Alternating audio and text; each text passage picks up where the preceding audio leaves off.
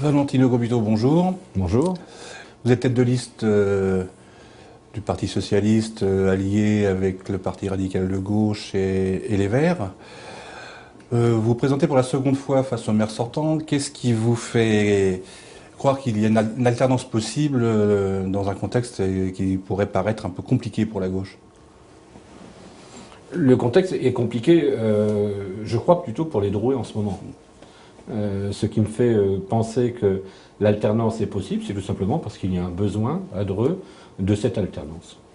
La ville a souffert d'une perte massive de ses emplois industriels. Aujourd'hui, comment vous pouvez espérer inverser la tendance? Je ne vais pas dire que c'est facile, mais quand même, il y a un certain nombre d'avantages, d'atouts que nous avons et que nous ne savons pas exploiter. N'oublions pas, même si c'est une évidence, mais je me permets de vous le rappeler, nous sommes dans une situation géographique qui a un certain nombre d'atouts, notamment la proximité de Paris, de l'Île-de-France, de façon plus générale. Toutes les villes qui ont les mêmes atouts que Dreux se développent de façon importante. Seul Dreux n'a pas profité de ses capacités, de ses possibilités de se développer. Je crois qu'il faut aller chercher véritablement les entreprises, toutes les initiatives au niveau du développement économique par l'extérieur. Mais il y a aussi sur Dreux un certain nombre de volontés, d'ambitions qui ne sont pas considérées. Donc il faudra aussi accompagner toutes ces volontés. Je pense notamment au monde des artisans. Dans le cadre des artisans, il n'y a pas d'accompagnement des artisans. On ne va pas chercher, on ne va pas aider les artisans. On a construit énormément sur Dreux grâce au plan en rue. Malheureusement, peu d'artisans drouais ont pu profiter de ce développement, de ces occasions pour se développer. Donc c'est le type de développement que nous accompagnerons. Pourtant, il y avait des conventions, dans la convention en rue, il y avait une obligation de faire appel aux artisans locaux. À vos yeux, ça n'a pas été suffisamment... Pas suffisant, tant dans le cadre de l'ANRU que pour les opérations de promotion qui ont été quelquefois données à des promoteurs extérieurs. On aurait dû avoir des exigences beaucoup plus importantes autour de la sous-traitance et aussi des engagements d'insertion par tous ces travaux qui ont été menés. Dans les clauses d'insertion obligatoires, on aurait pu avoir des exigences, notamment dans le privé, beaucoup plus importantes pour permettre aux entreprises, justement, par l'apprentissage, par des salariés du Drouais, de pouvoir bénéficier de cette dynamique qui était mise en place. Non, on n'en a pas profité suffisamment. Je vais vous donner juste un exemple, hein. Même dans le cadre des zones que l'on avait mis, des zones franches qu'on avait mis. Dreux avait été mis à l'index par la Cour des comptes qui montrait que Dreux avait été la ville de toutes les villes qui avaient bénéficié des zones franches, était la seule ville qui ne s'était pas développée grâce aux zones franches. Donc pour vous, le salut peut venir de l'Île-de-France, d'une collaboration plus avancée avec une région qui aussi est de votre obédience politique. Au niveau du développement économique, on a régulièrement, tous les jours, on a des entreprises. Pour des raisons tout simplement de coûts, hein, pour des raisons de développement et de foncier difficiles à trouver en Île-de-France. Tous les jours, on a des entreprises qui déménagent de l'Île-de-France et qui cherchent des villes comme Dreux pour s'installer. Comment pouvoir expliquer à une entreprise qui va ramener un certain nombre de salariés, de lui dire, vous allez venir à Dreux, une ville, comme je disais tout à l'heure, qui s'endort sur elle-même. Comment dire que vous allez aller dans une ville où il n'y a pas une seule piscine, où il n'y a pas de loisirs, où il n'y a pas d'activité le soir, où il n'y a pas d'activité extraordinaire, où un centre-ville se limite à peine plus grand que la Grande Rue.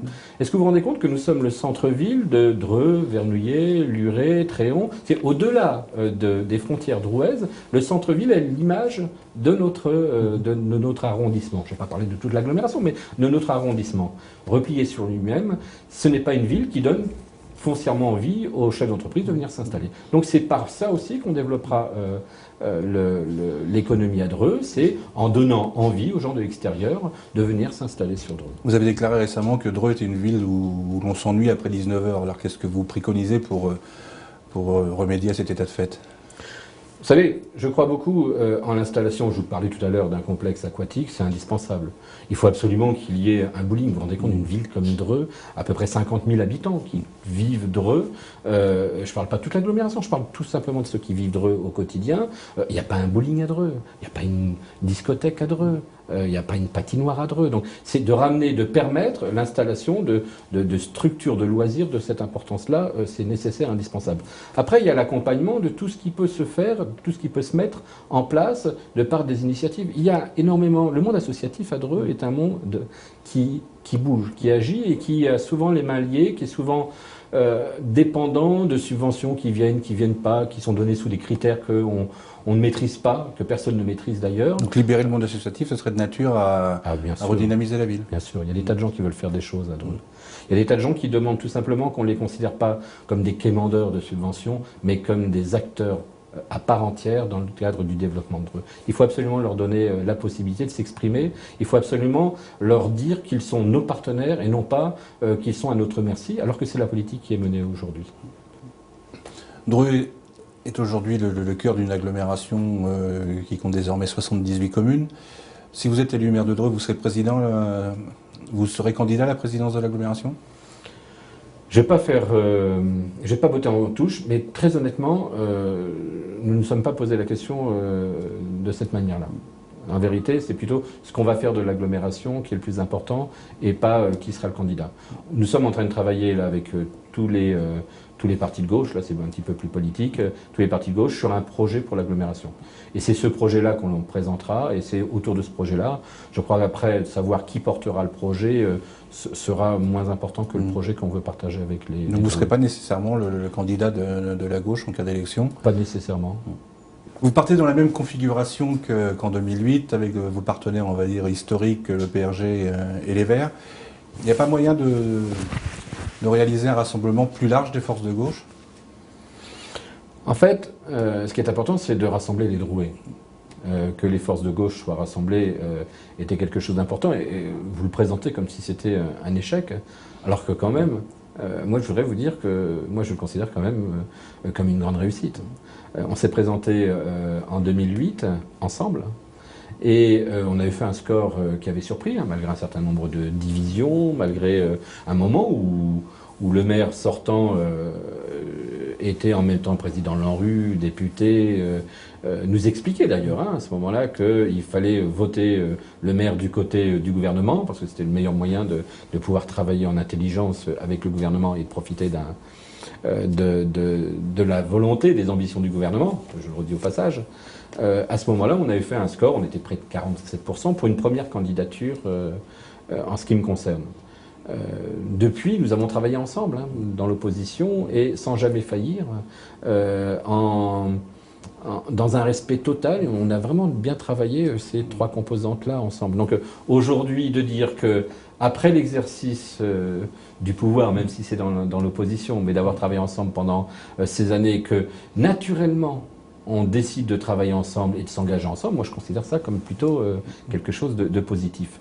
Après, vous savez, dans notre slogan, quand on dit « avec la gauche pour les Drouais », c'est que ce n'est pas que la gauche. C'est un programme qui a surtout été porté par un bon nombre de Drouais, et c'est avec les Drouais. Alors bien sûr, nous sommes des partis de gauche, mais c'est surtout avec les Drouais. On est quand même dans une élection locale, on n'est pas dans une élection... Justement, on sent effectivement que les gens semblent se sentir un peu moins concernés par cette élection. Est-ce que vous ne craignez pas un fort taux d'abstention ? C'est notre plus grande crainte. C'est notre plus grande crainte et moi je vois, parce que, comme je disais, la campagne, même si on ne la voit pas autant qu'on a pu en voir d'autres, des précédentes, mais elle existe depuis un certain temps, en ce qui nous concerne, mais vraisemblablement en ce qui concerne les autres listes. Mais c'est plus une campagne de terrain où on rencontre les gens. Et à plusieurs moments, j'ai vu, par exemple, sur les BAT, lorsqu'on va voir les gens et on leur parle de leur situation. Aujourd'hui, ils sont dans une situation plus de résignation. Et quand on leur parle d'un vrai projet pour les BAT, on leur a promis tellement de fois, la majorité leur a promis tellement de fois, qu'aujourd'hui, pour certains, ils sont même plus dans la réaction, ils en sont à considérer que ce sont des promesses... Ouais, il y a une résignation, un fatalisme, et que ce sont des promesses électorales. Et du coup, c'est quelque chose qui nous affecte aussi. Puisque, au lieu de se dire... Monsieur Hamel et son équipe nous promettent toujours les mêmes choses et ne le font jamais. Ils ramènent ça, et c'est là où on a beaucoup de travail à faire, à les politiques promettent et ne le font pas. C'est comment aller chercher lors de cette municipale les électeurs qui se sont quand même massivement portés sur Ségolène Royal au présidentiel, et aussi de façon significative sur Gisèle Boulay aux législatives?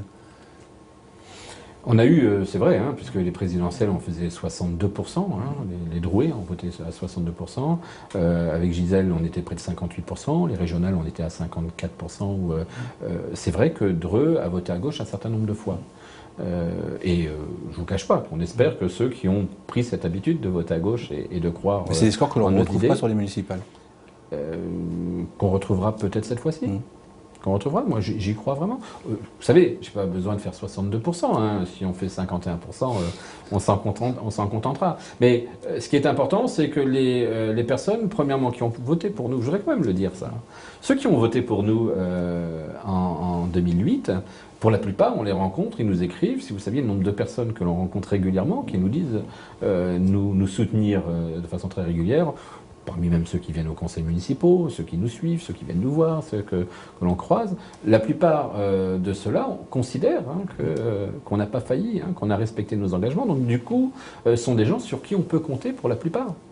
C'est pas parce qu'ils ont voté François Hollande et que quelques-uns peuvent être... on s'en doute quand on voit les indices de popularité, quelques-uns peuvent être déçus de la politique nationale. Pour autant, ceux qui nous ont fait confiance il y a 6 ans sont des gens qui continuent à nous faire confiance. Et depuis, je crois qu'on a acquis un certain crédit, une crédibilité, une légitimité qui fait que de considérer qu'une partie de ceux qui ont voté à gauche pour présidentielle, régionale, européenne, législative, votent une nouvelle fois pour nous, avec ceux qui ont voté pour nous en 2008 et qui sont satisfaits de notre travail, je pense que c'est raisonnable de penser qu'on pourra gagner grâce à tout ça. Et aussi en prenant en considération le fait qu'il y a une usure du pouvoir qui est en place, de façon évidente. Les gens veulent changer, ils ont raison parce que la politique est menée, mais aussi c'est, l'air de rien, c'est quand même plus de 30 ans que ce sont les mêmes qui sont à la mairie de Dreux. Donc aujourd'hui, il y a un besoin légitime d'alternance. Anthony Gambutto, merci. Merci à vous.